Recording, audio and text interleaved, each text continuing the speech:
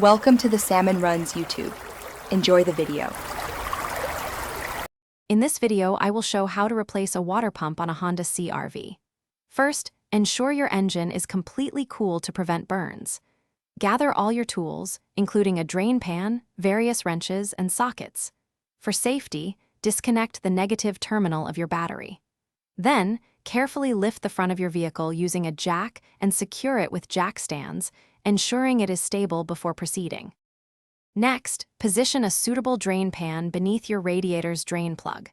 Open the drain plug and remove the radiator cap to allow the coolant to flow out completely.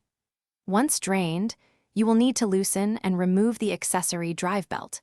Carefully disconnect any hoses and electrical connectors that are attached to the water pump, preparing it for removal from the engine block. Now, it's time to remove the old water pump. Carefully unbolt it from the engine block and gently detach it. Before installing the new pump, thoroughly clean the mounting surface on the engine to ensure a proper seal. Apply a new gasket to the new water pump, then carefully position it and secure it with new bolts, tightening them to the manufacturer's specifications.